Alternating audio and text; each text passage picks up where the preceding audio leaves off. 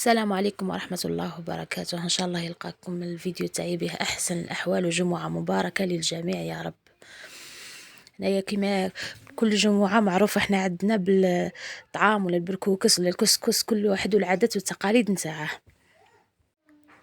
هنايا الجزائر تاعنا كبيرة طويلة وعريضة، وكل واحد الكسكس تاعه كيفاش يديره. كاين اللي يدير بالجبانة، كاين اللي بالخرشف، كاين اللي كل واحد وكيف. هنا اليوم درت طعام عادي، طعام رقيق بالدجاج والحميصة، كل واحد وش كيفاه يديره. وانا هذه هي اليوم بغيت نشارك معاكم اللي درتها هنايا.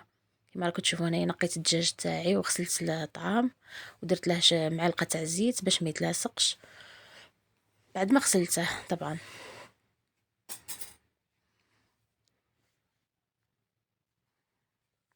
هنايا قليت شويه الدجاج تاعي مع البصل،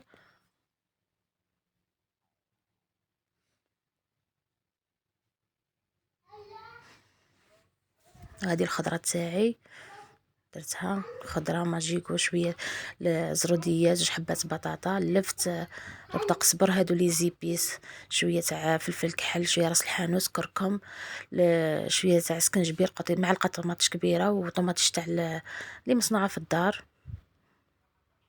ربي إني أعوذ بك أن أسألك ما ليس لي به علم، وإلا تغفر لي وترحمني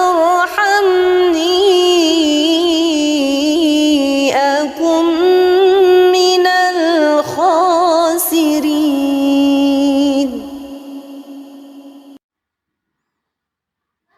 هنا قليت غير شويه، زدت هنايا معلقه تاع ملح، ملعقه ممسوحه ولا نصف ملعقه هكا. هنايا هذا شويه تاع زعفران حليته في الماء ومرقت به. زدت الماء، هنايا الماء درته ساخن، درت الماء سخون. انا بعد كملت مرقت وكاع. هنا قعدت نعاود للطعام، كنت فورته التفويره الاولى، درت له الملح والماء، قعدت نحل فيه.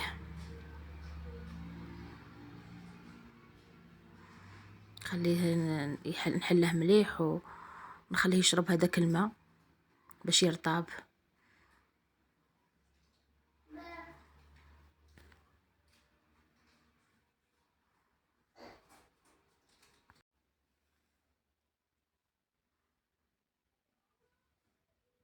انا هنايا راه سخون بزاف، ما تقديش تحليه بيديك.